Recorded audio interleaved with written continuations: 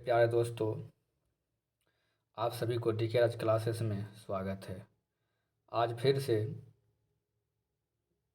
समग्र शिक्षा अभियान कक्षा 7 अतीत से वर्तमान तक भाग 2 यह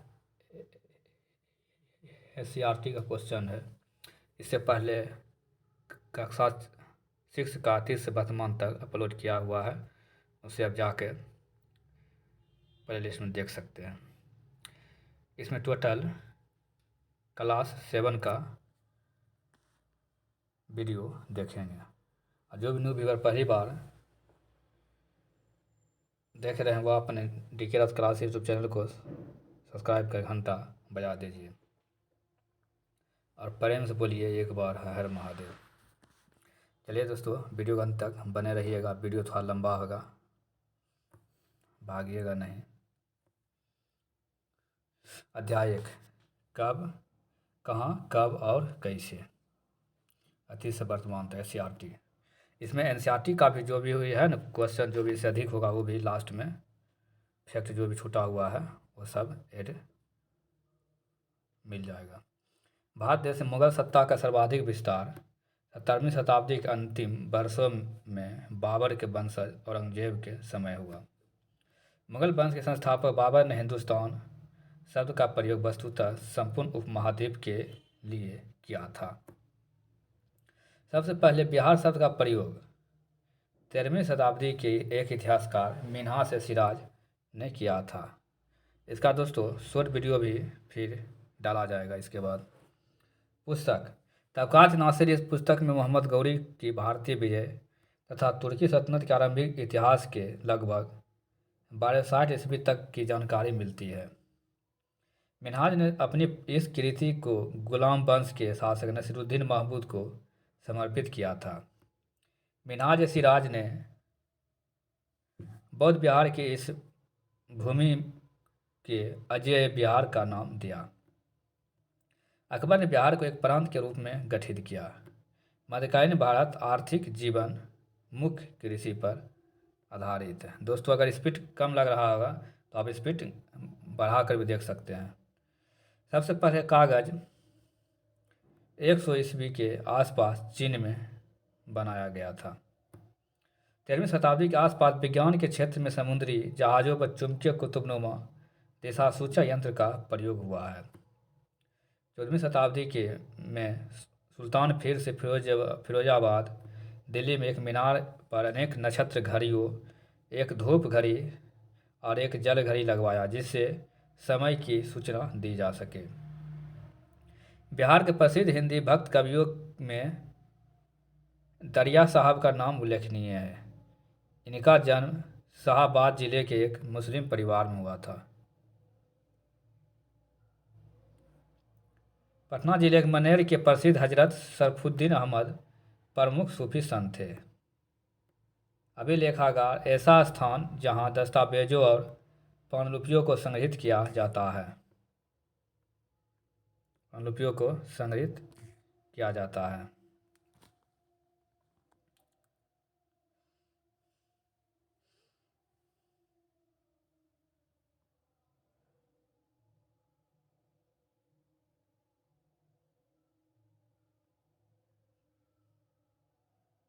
दोस्तों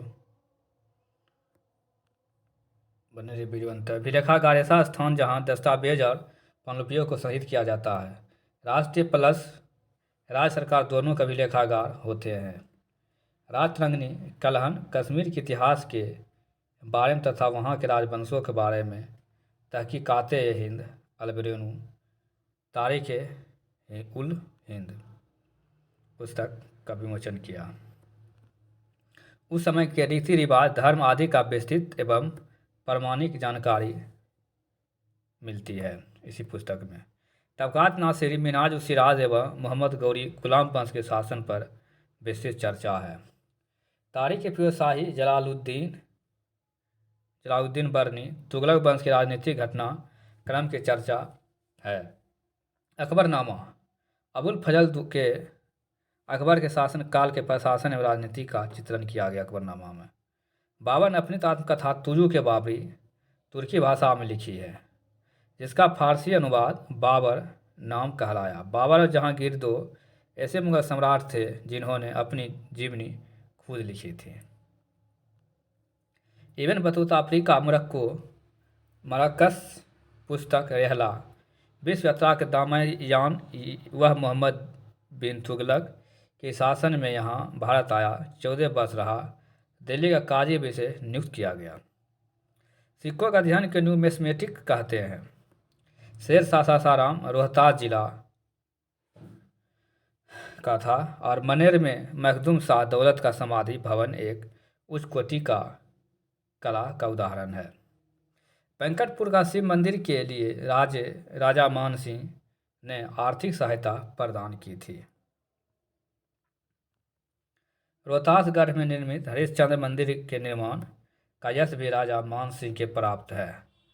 एसामी ने अपनी पुस्तक फतह उस सलातीन में लिखा, सुल्तान को दहेली बालों पर संदेह था, इन्होंने मोहम्मद बिन तुगलक के शासनकाल की बात की।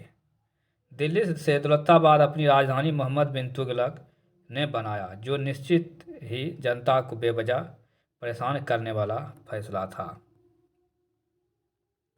अध्याय 2 आ गया दोस्तों, नए राज्य एवं राज्यों का उदय। पूरा एसआरटी बुक निकाल के देख लीजिएगा। ये क्वेश्चन सब उसी से डिटेल एक बगल टोटल मिलेगा। राजपूत दंती दुर्ग संस्थापक राजधानी मानेखेर थी। विदर्भ महाराष्ट्र का हिस्सा था और कलिंग उड़ीसा में है। बिहार एवं बंगाल के प्रथम शासक गोपाल का चयन प्रजा ने स्वयं गोपाल को राजा चुना। चोल वंश संस्थापक कौन था? विजयालय। और चोल वंश राजधानी उरैयूर और इसका चिन्ह क्या था? बाघ था। कन्नौज के लिए संघर्ष, त्रिपक्ष संघर्ष गुर्जर प्रतिहार, दक्कन के राजपूत और बंगाल के पाल ने किया। लड़ते लड़ते इन तीनों का पतन हो गया। तारीख हिंद पुस्तक के लेखक अलबरूनी। सामंतवाद व्यवस्था भूमि को स्वामित्व और उससे संबंधित सेवा वर्ग कुछ शर्तों पर आधारित व्यवस्था को सामंत व्यवस्था कहते हैं। सामंतवादी व्यवस्था में प्रशासन का केंद्र बिंदु राजा होता था। गुर्जर वंश का प्रथम शासक नागभट्ट प्रथम था। नागभट्ट प्रथम को राष्ट्रकूट शासक दंती दुर्ग ने पराजित किया था। नागभट्ट प्रथम जो प्रचार वंश के राजा थे, जिन्होंने अपनी राजधानी कन्नौज बनाया था। स्थानीय स्वशासन चोल शासन प्रणाली की प्रमुख विशेषता थी। चोल प्रशासन के समय 3 प्रकार की ग्राम सभाओं का उल्लेख मिलता है। उत्तर उड़ जनसाधारण की सभा थी। दूसरा सभा या महासभा वरिष्ठ या ब्राह्मण की, इसे अग्रहार भी कहते हैं। तीसरा नगरम व्यापारी की सभा, समिति को बरियम कहते थे। गांव में वरिष्ठ ब्राह्मण को अग्रहार कहा जाता था। राजेंद्र चोल अपनी सेना को गंगा तक ले गया और वहां से गंगा का पानी लेकर और अपने नए नगर में इस पानी का रखा। यह शहर गंगई कोड बोलपुरम कहलाया। राजेंद्र चोल ने एक विशाल सेना का गठन किया था। तंजौर का बेदेश्वर मंदिर चोल शासकों ने बनाया। राजा चोल प्रथम ने बनवाया था। पाल वंश संस्थापक कौन था? गोपाल। 8वीं शताब्दी के मध्य पूर्वी भारत में बिहार एवं बंगाल के पाल का उदय हुआ। पाल वंश के अन्य शासक गोपाल, धर्मपाल, देवपाल और महिपाल था। पाल वंश की राजधानी कहाँ थी दोस्तों? मुंगेर थी। भागलपुर जिले में विक्रमशिला विश्वविद्यालय का निर्माण यह धर्मपाल ने करवाया था। धर्मपाल ने नालंदा विश्वविद्यालय महावीरों को दान में दे दिया था। धर्मपाल ने नालंदा विश्वविद्यालय महाविहारों को दान में दे दिया था। ओदंतपुरी मठ की स्थापना बिहार शरीफ पाल वंश के शासक गोपाल ने करवाया। महमूद गजनवी। गजनी आधुनिक अफगानिस्तान में स्थित एक छोटा सा राज्य था। महमूद गजनवी अफगानिस्तान का शासक था। सन 1010 और 1025 के बीच महमूद ने उत्तर भारत के केवल उन नगरों पर आक्रमण किया जिनमें बहुत से संपन्न मंदिर, मथुरा, थानेश्वर, कन्नौज, वृंदावन और सोमनाथ था। ये जो है मोहम्मद गजनबी ने भारत पर लगभग कुल 17 बार आक्रमण किया। मोहम्मद गजनबी का अंतिम आक्रमण 1025 सोमनाथ मंदिर पर हुआ। सोमनाथ मंदिर गुजरात में है। उद्देश्य 1, इसका अर्थ धन लूटना था और इस्लाम धर्म का प्रचार प्रसार करना था। मोहम्मद गजनबी के आक्रमण के लगभग 150 साल बाद तुर्की का आक्रमण का दूसरा चरण उत्तरी भारत में प्रारंभ हो गया। शाहनाम पुस्तक के रचयिता कौन था? फिरदौसी था। मोहम्मद गौरी का मुख्य उद्देश्य था धन को लूटना। मोहम्मद गौरी ने धन प्राप्त करने के लिए स्थानीय शासन स्थापित करने की योजना बनाई। त्राइन का प्रथम युद्ध वो 1191 में हुआ था। पृथ्वीराज चौहान और मोहम्मद गौरी के बीच हुआ था, जिसमें गौरी पराजित हुआ था। और त्राइन का द्वितीय युद्ध 1192 में हुआ था। मोहम्मद गौरी और पृथ्वीराज के बीच, जिसमें पृथ्वीराज पराजित हुआ था। एक नया शहर राजेंद्र चोल अपनी सेना को गंगा नदी तक ले गया। वहां से गंगा का पानी लेकर और अपने नए नगर में इस पानी को रखा।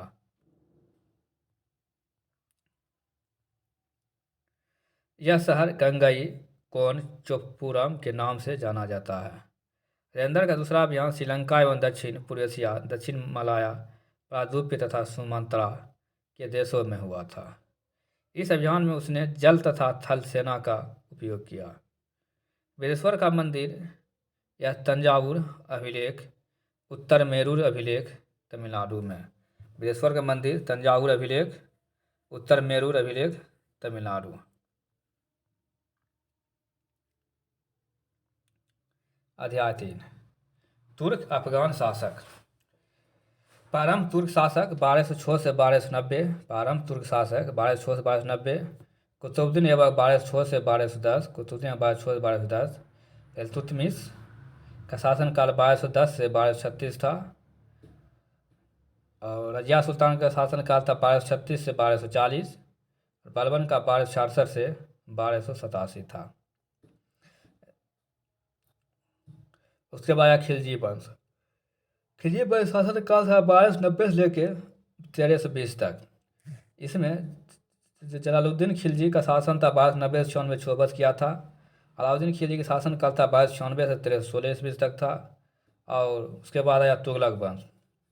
तुगलक वंश 1320 से 1414 ईस्वी तक शासन किया। इसमें गियासुद्दीन तुगलक था 1320 से 1324 तक। फिर मोहम्मद बिन तुगलक 1324 1351 तक।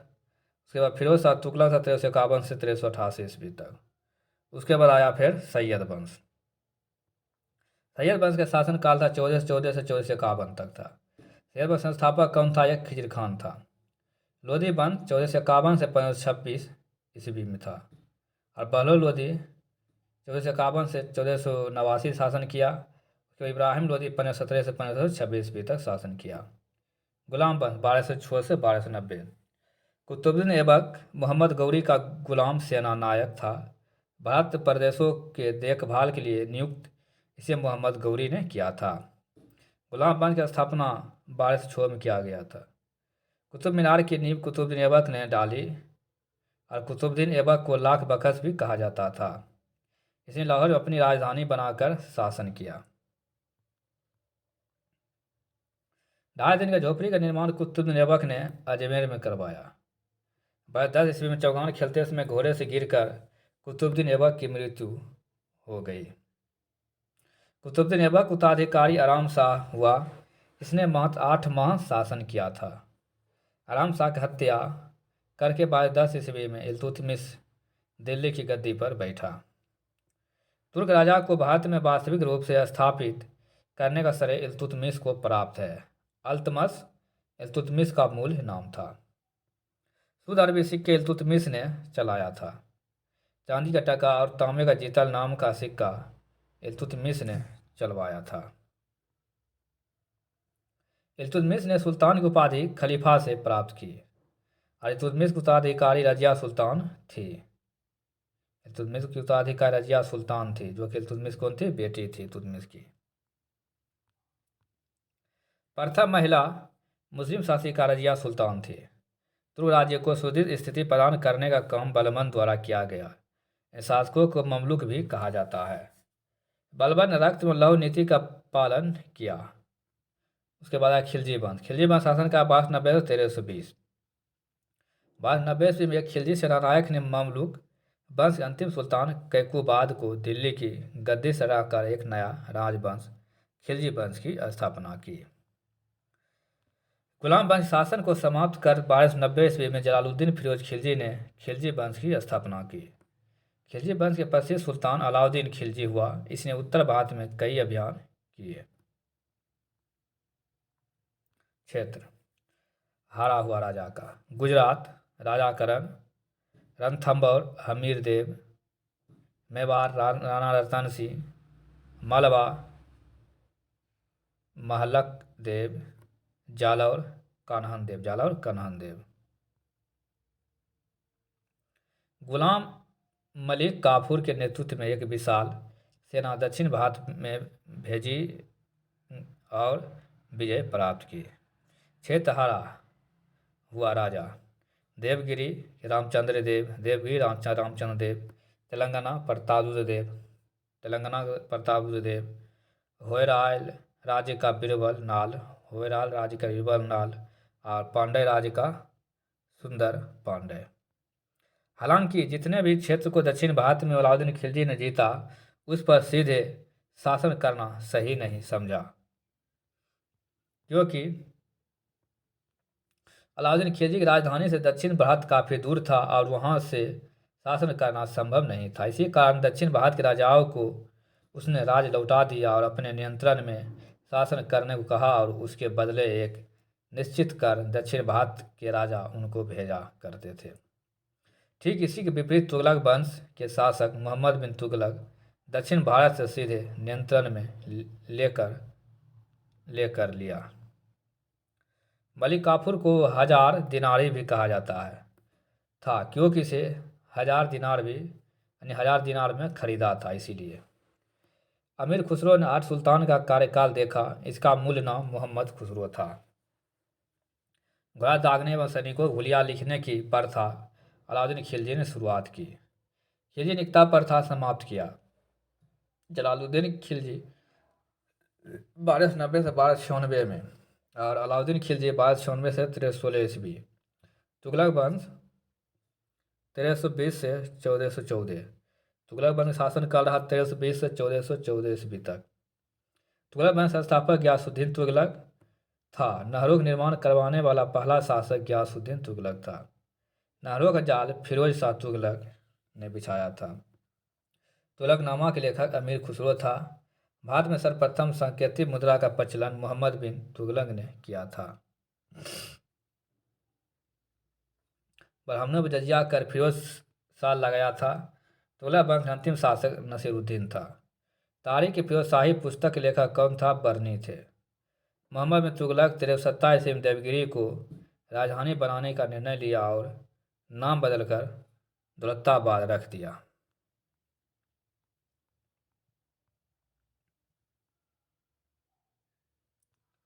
मोहम्मद बिन तुगलक ने दीवान अमीर कोठी कृषि विभाग नामक नया विभाग बनाया। मोहम्मद बिन तुगलक ने भूमि लगान की उपज दर अधिक कर दिया। लगभग उपज का आधा भाग वह लेता था। सैयद वंश 1414 से 1451। सैयद वंश संस्थापक कौन था? खिजर खान था। खिजर खान तैमूर लंग का सेनापति था। सैयद वंश का अंतिम शासक आलम शाह था। तुगलक वंश के बाद 1526 ईस्वी तक दिल्ली और आगरा पर सैयद वंश एवं लोधी वंश के शासकों ने कार्य किया था। लोधी वंश 1451 से 1526। सिकंदर लोधी ने आगरा को एक नई राजधानी बनाया 1504 ईस्वी में।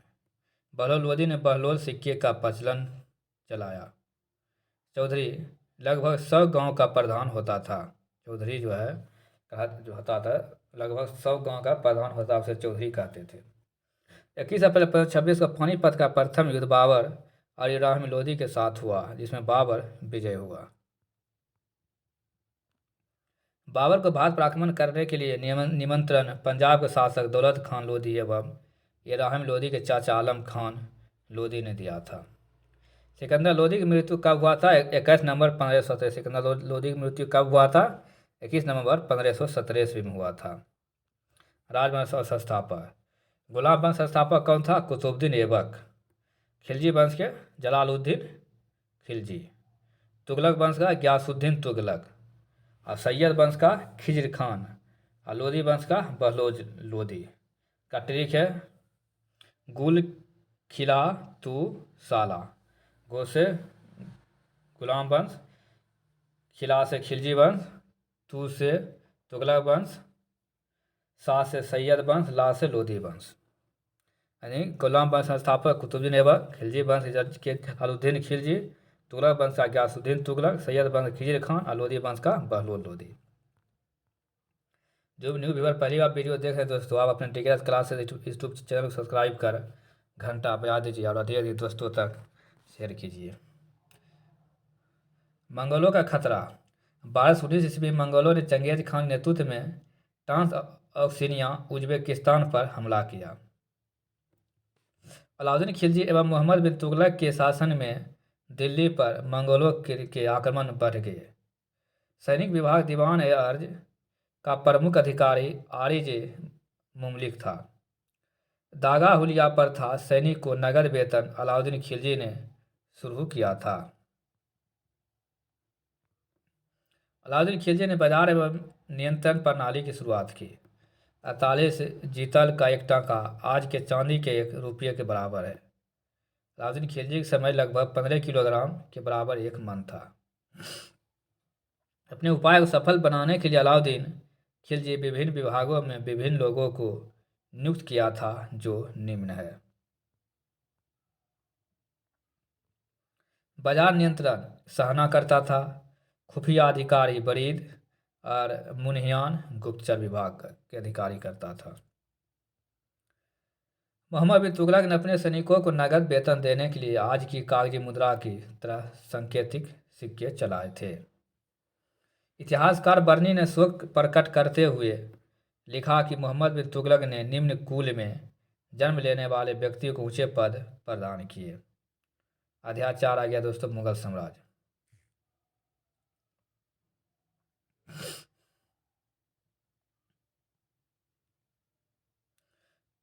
तैमूरलंग का आक्रमण 1398 से 1399 ईस्वी था। मुगल साम्राज्य में तैमूरलंग का आक्रमण था 1398 से 1399 तक। फिरोज शाह तुगलक के बाद दिल्ली सल्तनत का पतन शुरू हो गया। मुगल काल। मुगल जाति से तुर्क और 2 महान मध्य एशियाई राजवंशों की वंशज थी।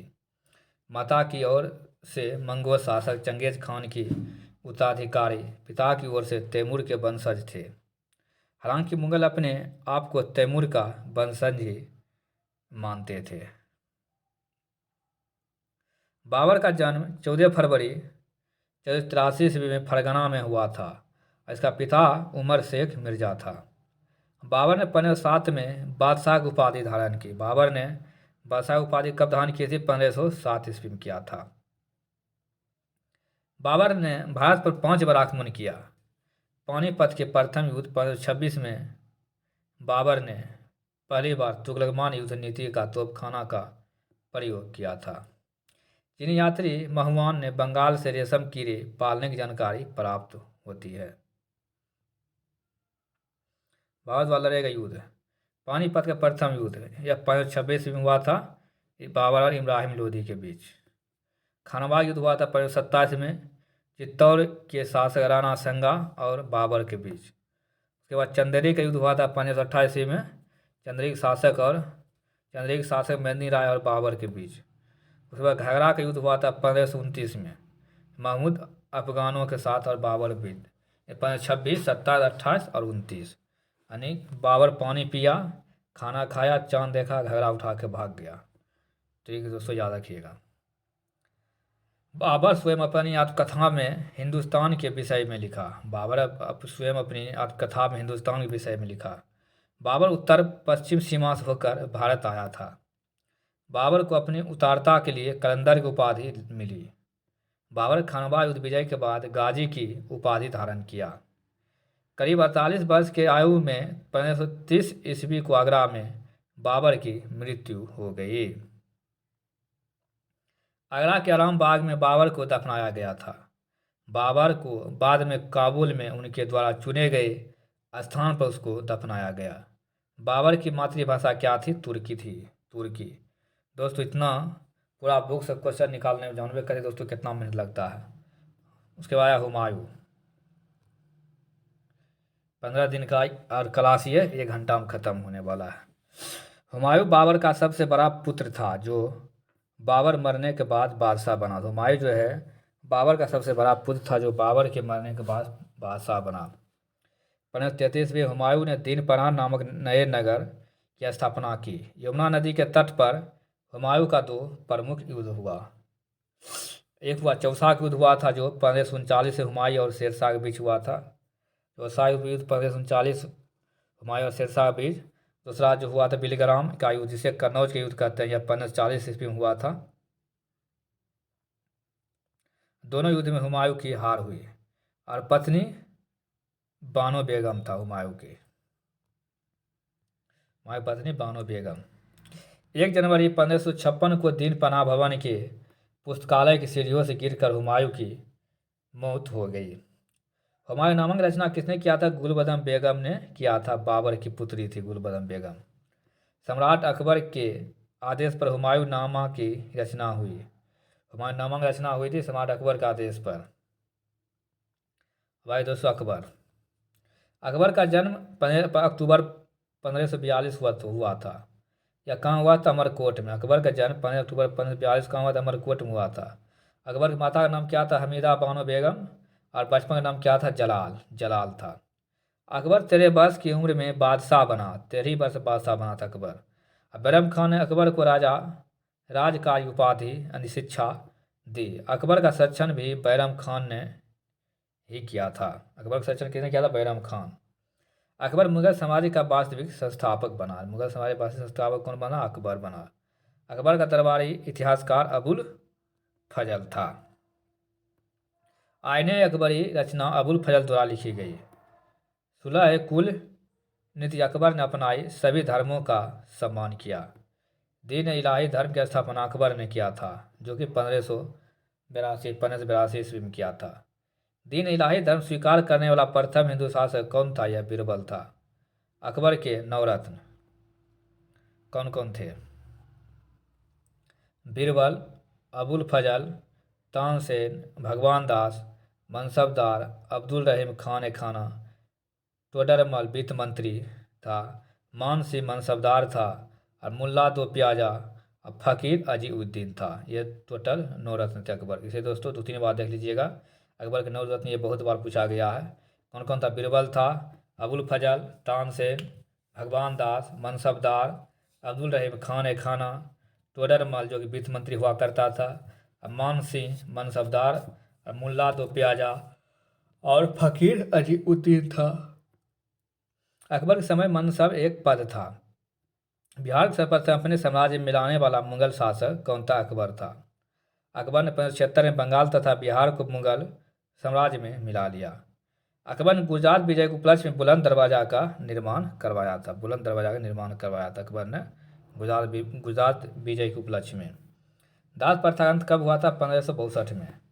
अकबर द्वारा लड़ा गया युद्ध हल्दी घाटी युद्ध 1576 महाराणा प्रताप अकबर युद्ध था। अकबर द्वारा लड़ा गया युद्ध हल्दी घाटी का युद्ध 1576 महाराणा प्रताप अकबर युद्ध था। पानीपत का द्वितीय युद्ध 1556 में हेमू के साथ हुआ था। अकबर और हेमू साथ हुआ था 1556 में। आ गया दोस्तों जहांगीर। जहांगीर अकबर का पुत्र था जो 1605 में गद्दी पर बैठा। इसके बचपन का नाम सलीम था। सलीम। जहांगीर को न्याय का जंजीर भी कहा जाता है और जहांगीर के समय को चित्रकला को स्वर्णकाल कहा जाता है। चित्रकला का स्वर्णकाल जहांगीर समय कहा जाता है। जहांगीर पत्नी नूरजहां जहांगीर पत्नी थी। नूरजहां का वास्तविक नाम क्या था? मेहरून निसा था। जहांगीर का मकबरा रावी नदी के तट पर है। रावी नदी के तट पर है।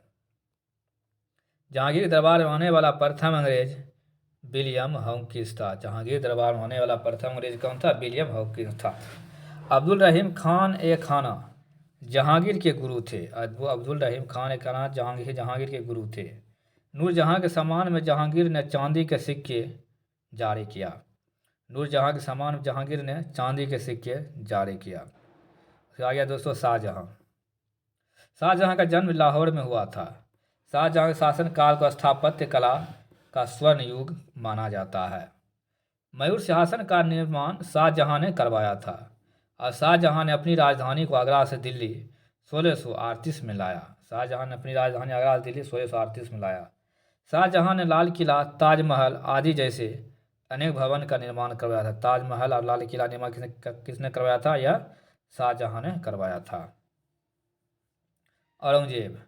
औरंगजेब का जन्म 1618 ईस्वी को दोहाद, गुजरात नामक स्थान पर हुआ था। औरंगजेब के गुरु मीर मोहम्मद हकीम था। औरंगजेब गुरु कौन था? मीर मोहम्मद हकीम। औरंगजेब ने 2 बार राज्याभिषेक करवाया। औरंगजेब को जिंदा पीर कहा जाता है। यह सुन्नी धर्म को मानते। औरंगजेब को जिंदा पीर कहा जाता है। यह सुन्नी धर्म को मानता था। औरंगजेब ने जजिया कर पुनः शुरू किया। अंग्रेजों से भी जजिया कर वसूलता था। पढ़ो वही दोस्तों जो एग्जाम में पूछे। जब सिलेबस दे दिया है दोस्तों, एनसीईआरटी से पूछा जाएगा और एनसीईआरटी दोनों मिला रहेगा तो फालतू का दूसरे बुक पढ़ने से क्या फ़ायदा। इसीलिए इसको ख़त्म किए दोस्तों। औरंगजेब ने जजिया कर पुनः शुरू किया। अंग्रेज़ों से भी जजिया कर वसूला। सिख धर्म के 9वें गुरु तेग बहादुर की हत्या औरंगजेब ने दिल्ली में करवा दी। औरंगजेब के शासनकाल में मुगल सेना में सर्वाधिक हिंदू थे। औरंगजेब के शासनकाल में मुगल सेना में सर्वाधिक हिंदू थे। औरंगजेब ने अपने दरबार में संगीत पर पाबंदी लगा दी। औरंगजेब ने अपने दरबार में संगीत पर पाबंदी लगा दी थी। औरंगजेब को आलमगीर कहा जाता था। आलमगीर किसे कहा जाता था? औरंगजेब को कहा जाता था। देखिए एशियाटिक ये सब VVI पॉइंट है। देखिए भारत पर बाहरी लोगों द्वारा आक्रमण हमेशा उत्तर पश्चिम से होता था। मालवा बाज बहादुर 1561 राजधानी मोडू 1602 में राजकुमार सलीम के विद्रोह के कारण अकबर को ढक्कन का अभियान स्थगित करना पड़ा। 1605 में अकबर में मृत्यु हो गई। धार्मिक भावनाओं का सम्मान करने के लिए तथा बहुसंख्य हिंदुओं का समर्थन प्राप्त करने के हेतु 1563 में तीर्थ यात्रा कर बंद कर दिया है। 1564 में जजिया कर लेना बंद कर दिया। 1564 में जजिया कर लेना बंद कर दिया। अकबरनामा अबुल फजल 3 भागों में रचना है। अकबर के पूर्वजों के बारे में, अकबर के शासनकाल का इतिहास, प्रशासन, सेना, राजस्व, साम्राज्य, भूगोल, समकालीन भारतीय संस्कृति परंपराओं का वर्णन। मुगल साम्राज्य से संबंधित मूल बिंदु क्या है? गुरु अर्जुन देव जहांगीर के समकालीन थे। गुरु अर्जुन देव जो है जहांगीर के समकालीन थे। महेश दास को बीरबल की उपाधि दी थी। शेरशाह के समय मलिक मोहम्मद जैसी ने पद्मावती की रचना की। शेरशाह के समय मलिक मोहम्मद जैसी ने पद्मावती रचना की। गुरु गोबिंद सिंह जी सिखों के 10वें गुरु थे। गुरु गोबिंद सिंह जी सिखों के 10वें गुरु ने वर्ष 1699 में खालसा पंथ की स्थापना की। केस, कड़ा, कच्छा, कृपान, कंघा आदि रखना सिखों के लिए अनिवार्य कर दिया था। शाहजहां ने आगरा में मोदी मस्जिद का निर्माण करवाया था। आगरा में मोदी मस्जिद निर्माण किसने करवाया था? शाहजहां ने करवाया था।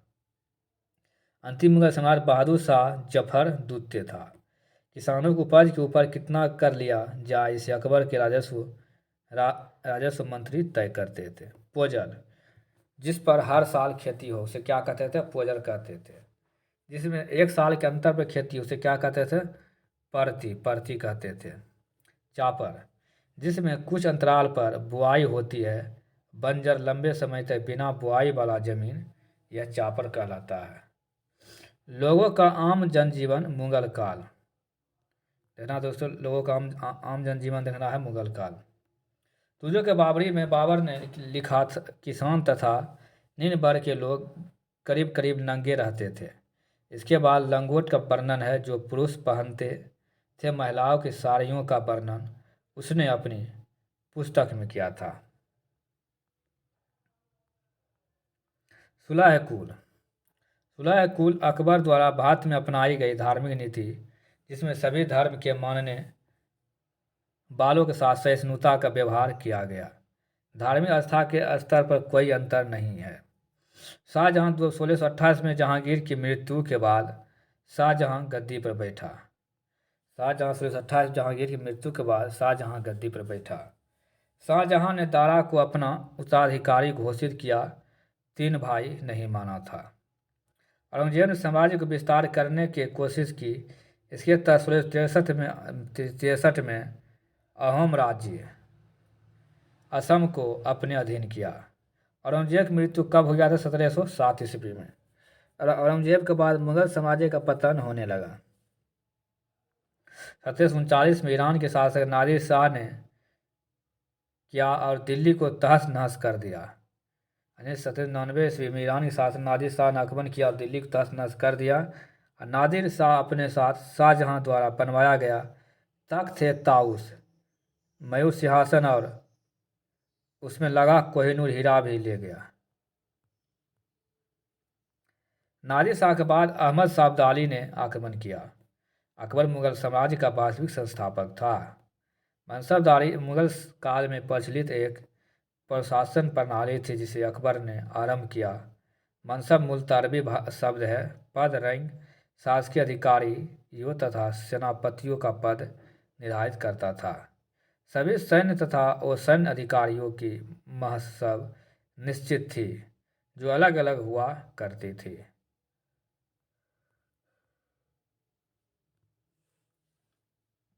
अध्याय 5। शक्ति के प्रतीक के रूप में वास्तुकला, किले, धार्मिक स्थल। मध्यकला में मंदिर निर्माण की 3 शैलियाँ मौजूद थी। पहला था नागर शैली, दूसरा था दरवीर शैली, दूसरा नाम विमान शैली, दरवीर शैली, दूसरा नाम विमान शैली, उसे बेसर शैली, नागर शैली। नागर शैली का प्रचलन हिमालय और विंध्य पहाड़ों के बीच की धरती में पाया जाता है। नागर शैली का प्रचलन हिमालय और विंध्य पहाड़ों के बीच की धरती में पाया जाता है। सिवाय दरवीर शैली। दरवीर शैली कृष्णा और कावेरी नदियों के बीच की भूमि में अपनाई गई है। तीसरा बेसर शैली। बेसर शैली विंध्य पहाड़ों और कृष्णा नदी के बीच के प्रदेश से संबंध रखती है। नागर शैली वर्गाकार आधार पर निर्मित होती है। दरवीर शैली के मंदिर आयताकार आधार पर निर्मित होता है। दरवीर शैली का मंदिर आयताकार आधार पर निर्मित होता है। नागर शैली से निर्मित मंदिर के शीर्ष पर्वत समान होते हैं। दरवीर शैली से बने मंदिर के शिखर पिरामिड या प्रिज्म आकार के होते हैं। दशावतार मंदिर देवगढ़ उत्तर प्रदेश का निर्माण राजा मिहिर भोज ने करवाया था। तेली मंदिर ग्वालियर का निर्माण राजा मिहिर भोज ने करवाया था। तेली मंदिर का शिखर दरवीर शैली से निर्मित है। जगन्नाथ मंदिर पुरी उड़ीसा नागर शैली से निर्मित है। खजुराहो मंदिर मध्य प्रदेश नागर शैली से निर्मित है। लिंगराज मंदिर भुवनेश्वर का सबसे बड़ा मंदिर है जो कलिंग शैली से निर्मित है। उसके बाद गर्भगृह मंदिर के केंद्रीय भाग में मूर्ति स्थापित जहाँ होता है। मीनाक्षी मंदिर दरवीर शैली से बना है जहाँ यह मदुरई में स्थित। मीनाक्षी मंदिर दरवीर शैली से बना यह मदुरई में स्थित है। दक्षिण भारत के अधिकतर मंदिर दरवीर शैली से विकसित है। तंजौर का बिदेश्वर मंदिर दरवीर शैली से निर्मित है। तंजौर का बिदेश्वर मंदिर दरवीर शैली से निर्मित है। कोणार्क का सूर्य मंदिर कलिंग शैली से निर्मित है। बिहार में तुर्क काल की सबसे महत्वपूर्ण इमारत बिहार शरीफ स्थित मलिक इब्राहिम या मलिक बया का मकबरा है। 1353 में बना सूफी संत मलिक इब्राहिम। तुर्की की भव्य इमारत कुतुब मीनार है। इसका निर्माण दिल्ली सल्तनत के संस्थापक कुतुबुद्दीन ऐबक द्वारा करवाया गया। सूफी संत कुतुबुद्दीन बख्तियार काकी की याद में कुतुबुद्दीन का निर्माण कराया गया। कुल ऊंचाई 71.4 मीटर है। कुतुब मीनार की जो ऊंचाई 71.4 मीटर है और यह पहली मंजिल को कुतुबुद्दीन ऐबक ने बनवाया था। उसके बाद अगले 3 मंजिल का निर्माण इल्तुतमिश ने करवाया। अगले 3 मंजिल निर्माण करने के बाद इल्तुतमिश ने।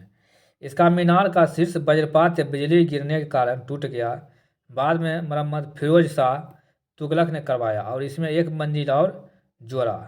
कुतुब मीनार का निर्माण लाल बालू पत्थर तथा संगमरमर का निर्माण हुआ, इस्लाम शैली का इस्तेमाल करके।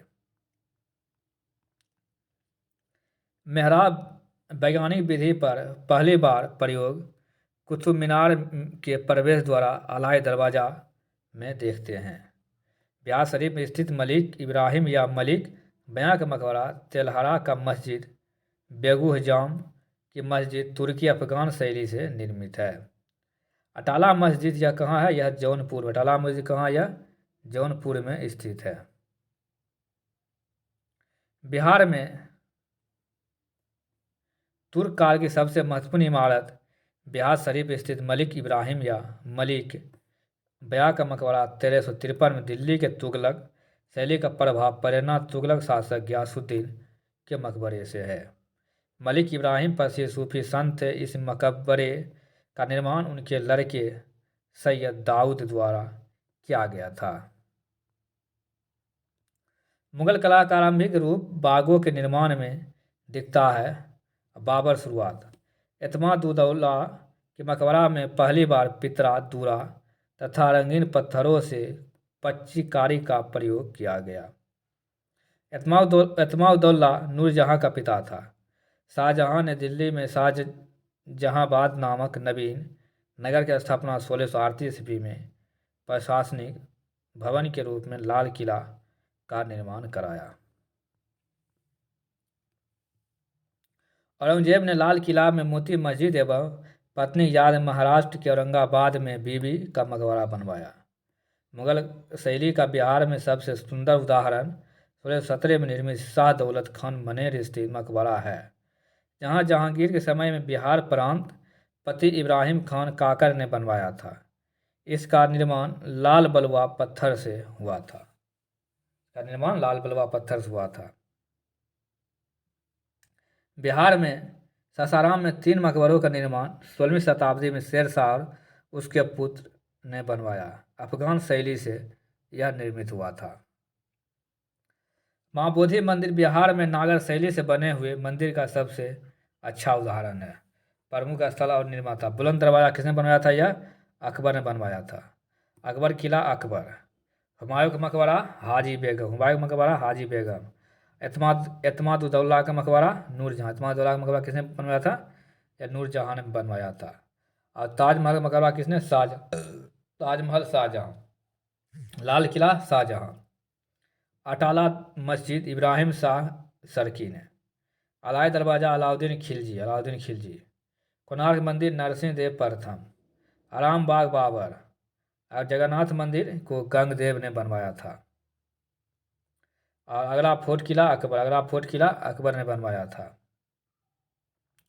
अध्याय 6 शहर व्यापारी एवं कारीगर। बादशाह जहांगीर ने अपनी आत्मकथा तुजू के जहांगीरी लिखा। बिदावन उत्तर प्रदेश, माउंट आबू राजस्थान और सोमनाथ गुजरात में है।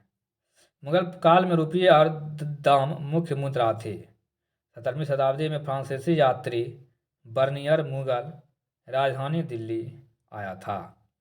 ढाका का मलमल सरम संसार में अपनी बारीकी के लिए प्रसिद्ध था। ढाका का मलमल सरम संसार में अपनी बारीकी के लिए प्रसिद्ध था। दक्षिण भारत में कांचीपुरम एवं मुसलीपट्टनम सूती वस्त्र निर्माण के मुख्य केंद्र थे। दक्षिण भारत के कांचीपुरम एवं मुसलीपट्टनम सूती वस्त्र निर्माण के मुख्य केंद्र थे। खंभात के रेशमी कपड़े की मांग इतनी अधिक थी कि अलाउद्दीन खिलजी को उसकी बिक्री नियंत्रित करनी पड़ी थी। कश्मीर ऊनी शाल के लिए विख्यात था। बर्तनों पर सोने चांदी के सुंदर जराऊ कार्य के लिए बीदर प्रसिद्ध था। कांस्य की बनी ज्वलकालीन मूर्तियों कारीगरी शिल्पकारी का उत्कृष्ट नमूना है। ज्वल कांस्य मूर्तियाँ लुप्त मोम विधि से बनाई जाती थी। ईस्ट इंडिया कंपनी, इसके अंतर्गत कई व्यापारी एक साथ मिलकर साझेदारी में कंपनी बनाते थे।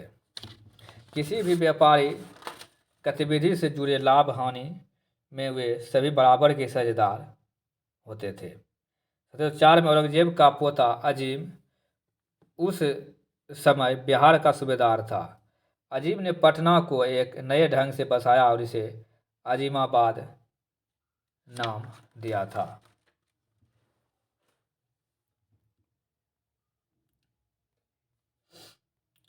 इसके बाद आ गया लोदियों का मोहल्ला, लोदी कटरा। लोदियों का मोहल्ला कहाँ है? लोदी कटरा है। मुगल सेना के अधिकारी जहाँ रहते थे उसे क्या कहते थे? मुगलपुरा। उसे मुगलपुरा कहते थे। मुगल सेना के अधिकारी जहाँ रहते थे उसे क्या कहते थे?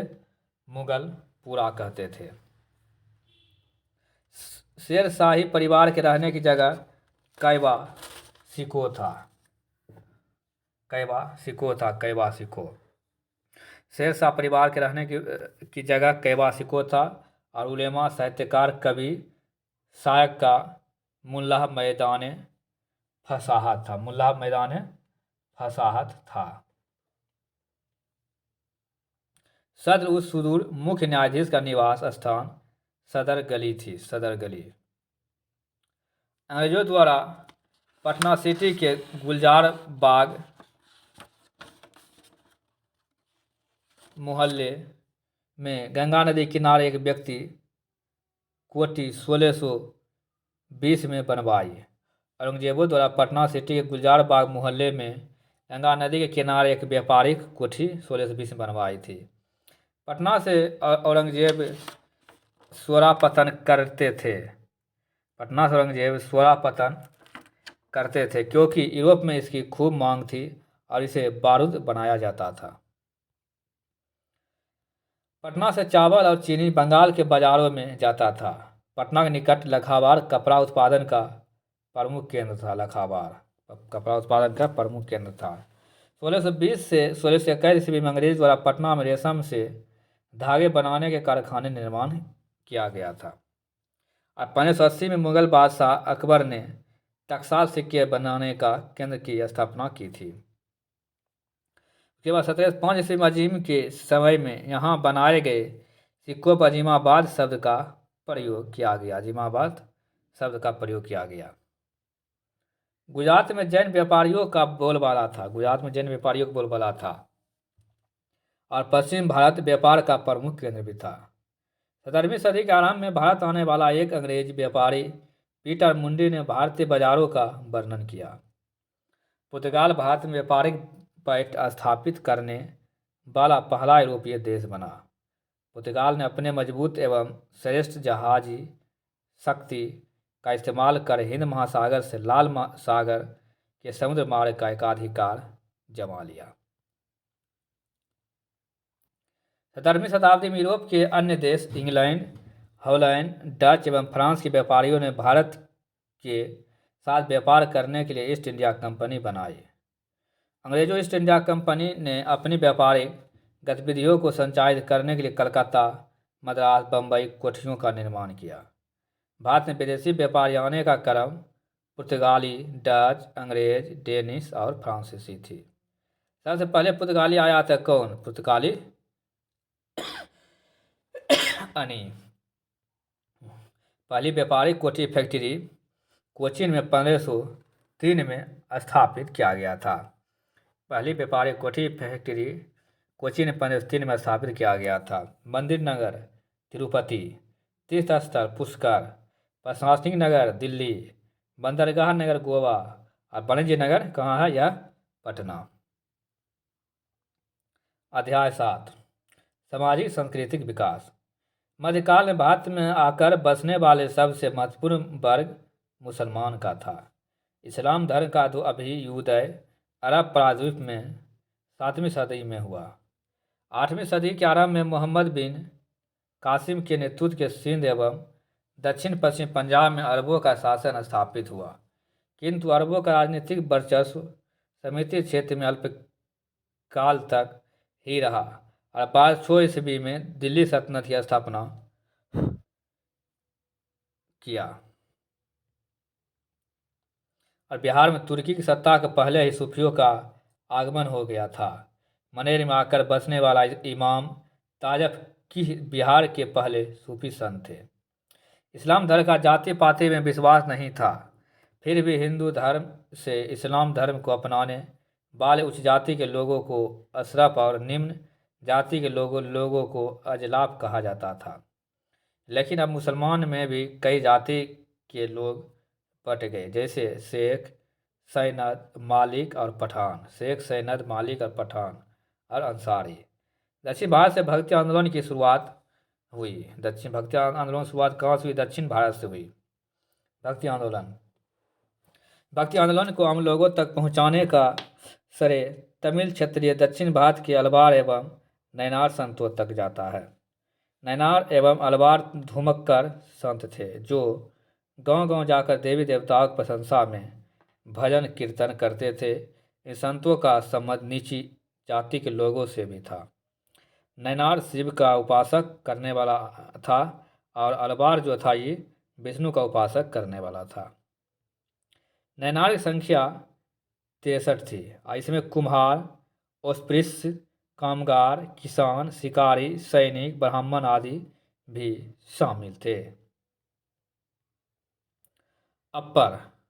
अपार सेबंदर, सुंददत्त, रार, मनिक्कब आदि नैनार संत थे। ये सब नैनार संत थे। इनके गीतों की संकलन को तेवरम और तिरुबाचकम कहा जाता था। इनके गीतों के संकलन को तेवरम और तिरुबाचकम कहा जाता था। अलवार संत की संख्या 12, परिअरलवार एवं पुत्री अंडाल प्रसिद्ध थी। भक्ति काल में ही महान दार्शनिक शंकराचार्य का जन्म केरल में 8वीं सदी के उत्तरार्ध में हुआ था। शंकराचार्य ने ईश्वर के प्रति भक्ति के लिए अद्वैतवाद के सिद्धांत का प्रतिपादन किया। शंकराचार्य यह स्थापित चारों मठ उत्तर बद्रिकाश्रम उत्तराखंड, दक्षिण श्रृंगार तमिलनाडु, दक्षिण में स्थापित श्रृंगार तमिलनाडु और पूरब में पुरी उड़ीसा गोवर्धन पीठ, पश्चिम में द्वारिका गुजरात शारदा पीठ। 12वीं सदी के मध्य में बासवान के नेतृत्व में दक्षिण भारत में वीरशैव आंदोलन का शुरुआत हुआ। महाराष्ट्र में भक्ति आंदोलन। रामानुज के विचारों का प्रभाव दक्षिण भारत से महाराष्ट्र तक फैला है। महाराष्ट्र के संतों ने भक्ति की यह परंपरा पंढरपुर में विट्ठल स्वामी विष्णु का एक रूप जो श्री कृष्ण के रूप में किया जाता है। इसकी रचनाओं को अभंग कहते हैं। महाराष्ट्र के भक्ति संतों का नाम गणेश्वर था। महाराष्ट्र के भक्ति संतों का नाम क्या था? गणेश्वर, नामदेव, एकनाथ, तुकाराम, ज्ञानेश्वर, सक्कुबाई और चोखमेला था। रामानंद राम भक्त संप्रदाय के प्रवर्तक थे। रामानंद के शिष्य 2 भागों में विभक्त हो गए, एक सगुण और दूसरा निगुण। सगुण संप्रदाय के प्रमुख संत तुलसीदास थे। रामचरितमानस को उन्होंने अवधी भाषा में लिखा था। मीराबाई के संबंध मेवाड़ एवं मारवाड़ के राजघरानों से था। मीराबाई दलित वर्ग के सिल्या बनी। मीराबाई का संबंध जो मेवाड़ एवं मारवाड़ के राजघराने से था। मीराबाई दलित वर्ग के रैदास के सिल्या बनी। बंगाल के चैतन्य महाप्रभु ने शिष्यावस्था में ही संन्यास ग्रहण कर वैष्णव धर्म का सरल और नैतिक रूप प्रस्तुत किया। कबीर के विचारों का संग्रह बीजक में मिलता है। कबीर के विचारों का संग्रह कहाँ मिलता है? यह बीजक में मिलता है।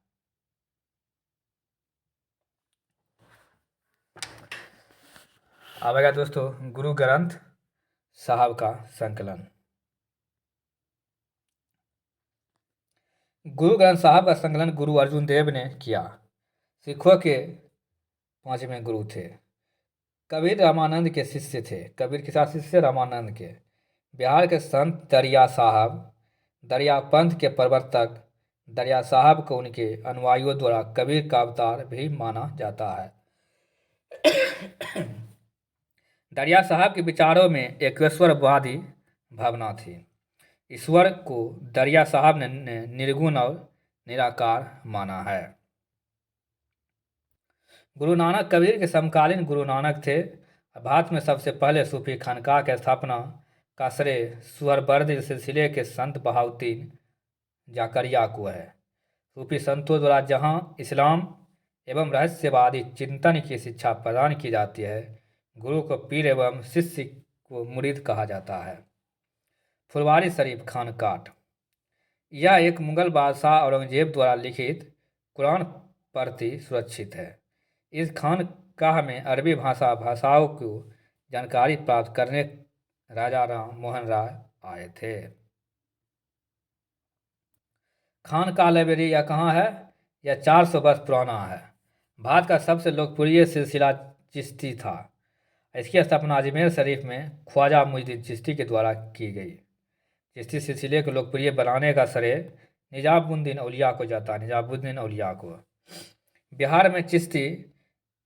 बिहार में फिरदौसी सिलसिले के संतों में हजरत मखदूम, शराफुद्दीन, याहिया, मनेर का विशेष महत्व है। बिहार शरीफ में मनेरी साहब का मजार दरगाह है। बिहार शरीफ में मनेरी साहब का दरगाह है।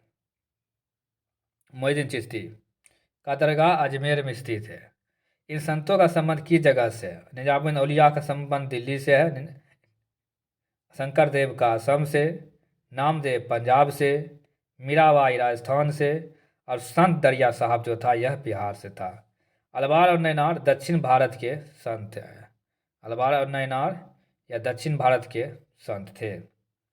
अध्याय 8 क्षेत्रीय संस्कृतियों का उत्कर्ष, भाषा एवं साहित्य। अध्याय 8 क्षेत्रीय संस्कृतियों का उत्कर्ष, भाषा एवं साहित्य। विजयनगर साम्राज्य में तेलुगु साहित्य को विकास हुआ। बभनी राज्य में मराठी प्रशासन की भाषा रही। बंगाल शासक नुसरत शाह ने रामायण और महाभारत का बंगाली अनुवाद कराया था। अलाओल ने जैनपुर के मलिक मोहम्मद जयसी द्वारा हिंदी में रचित पद्मावत का बंगाल में अनुवाद किया।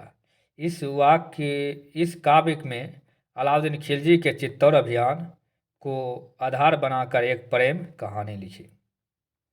तुलसीदास ने रामचरितमानस की रचना अवधी भाषा में की। इसके नायक राम थे। बिहार की भाषाओं में मैथिली भाषा सबसे उन्नत एवं विकसित थी। यह तिरहुत क्षेत्र के दरभंगा प्रमंडल में बोली जाती है। तिरहुत क्षेत्र के दरभंगा प्रमंडल में बोली जाती है। विद्यापति मैथिली के एक प्रसिद्ध कवि थे। अकबर के राज दरबार में जसवंत और दशावन नामक प्रसिद्ध चित्रकार थे, जिन्होंने फारसी कहानियों को चित्रित किया। महाभारत और अकबरनामा जैसे ग्रंथों की चित्रकारी इन्हीं को सौंपी गई। बिहार में संगीत, पटना में ख्याल और ठुमरी को विशेष लोकप्रिय मिली है। बिहार में चिंतामणि नामक एक प्रसिद्ध संगीतज्ञ हुए, जिन्हें बिहारी बुलबुल की उपाधि प्रदान की गई। उर्दू की लिपि फारसी है। फारसी के विकास के लिए लाहौर पहला केंद्र बना। उर्दू की लिपि फारसी है। फारसी के विकास के लिए लाहौर पहला केंद्र बना। उर्दू का शाब्दिक अर्थ शिविर या क्षमा है। उर्दू का शाब्दिक अर्थ शिविर या क्षमा है। उर्दू की उत्पत्ति 11वीं शताब्दी में हुई थी। उर्दू की उत्पत्ति कब हुआ था? 11वीं शताब्दी में हुआ था। अब दोस्तों आ गया अध्याय 9 आ गया। 18वीं शताब्दी में नई राजनीतिक संरचनाएं। पर अध्याय 9 में 18वीं शताब्दी में नई राजनीतिक संरचनाएं। 18वीं शताब्दी में जिन नए राज्यों को उदय हुआ उनमें सबसे प्रमुख राज्य बंगाल, अवध, हैदराबाद। तकाबी ऋण, किसानों को राज्य द्वारा दिया जाने वाला ऋण। इसका उद्देश्य पैदावार को बढ़ाना होता था। सवाई जयसिंह 1681 1743 सबसे श्रेष्ठ राजपूत शासक। वह एक विख्यात खगोल शास्त्री था। इस क्षेत्र में उसकी गणना बहुत हद तक सही थी। उसने आगरा, दिल्ली, जयपुर, मथुरा और उज्जैन में पर्यवेक्षणशालाएं बनवाई। यूनानी रेखागणित यूक्लिड की पुस्तक रेखागणित के तत्व का संस्कृत में अनुवाद भी किया है। शिवाजी का जन्म कब हुआ था? 1627 ईस्वी के सिवनेर दुर्ग में हुआ था। शिवाजी का जन्म कहाँ हुआ था? 1627 ईस्वी में सिवनेर दुर्ग में हुआ था। इसके दादाजी गुरु कोणदेव थे। गुरु कोणदेव इसके दादाजी थे। शिवाजी का आध्यात्मिक गुरु कौन था? रामदास। और शिवाजी का उत्तराधिकारी कौन बना था? संभाजी। और शिवाजी को प्रशासनिक व्यवस्था को सहयोग देने के लिए 8 मंत्रियों का एक समूह था जिसे अष्टप्रधान कहते थे। अष्टप्रधान का सर्वोच्च पद पेशवा था, पेशवा। और बालाजी विश्वनाथ प्रथम पेशवा था, बालाजी विश्वनाथ प्रथम पेशवा था। औरंगजेब ने शाइस्ता खान को शिवाजी के विरुद्ध सैनिक अभियान किया। दूसरा अभियान आमेर शासक जयसिंह के नेतृत्व में किया। शिवाजी ने रायगढ़ किले में एक स्वतंत्र राजा के रूप में विधिवत राज्याभिषेक करवाया। और चौथ, मराठों द्वारा पड़ोसी राज्य क्षेत्रों पर हमला नहीं किए जाने के बदले लिया था। उपज का कितना? 25% लेता था। सिवाय दोस्तों सरदेश मुखी। मराठों के बड़े जमींदारों परिवारों सरदेश मुखी के द्वारा लोगों के हितों की रक्षा के लिए बदले में लिया गया उससे धन था, जो कि 9% या 10% होता था। पानीपत का तीसरा युद्ध अहमद शाह अब्दाली और मराठों के बीच हुआ, जो 1761 में सदाशिव राव जो है हार गया था। गुरु गोविंद सिंह की मृत्यु के बाद गुरु की परंपरा खत्म हो गई। गुरु गोविंद सिंह की मृत्यु के बाद गुरु गोविंद सिंह की मृत्यु के बाद गुरु की परंपरा खत्म हो गई।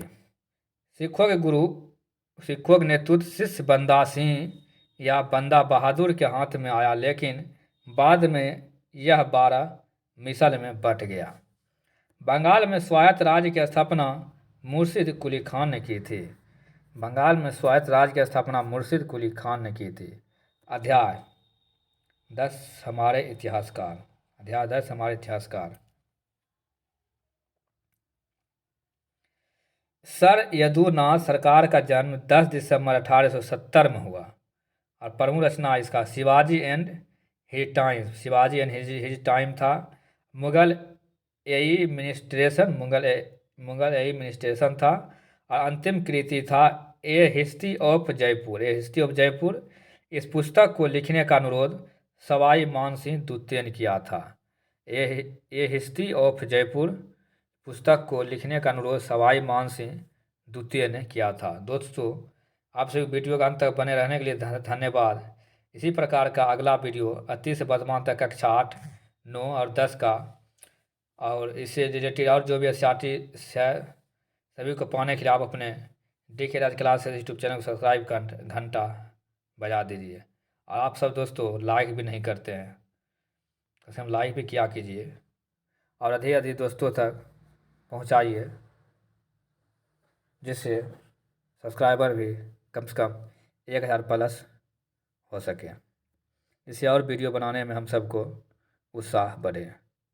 धन्यवाद दोस्तों, फिर अगले वीडियो मिलते हैं।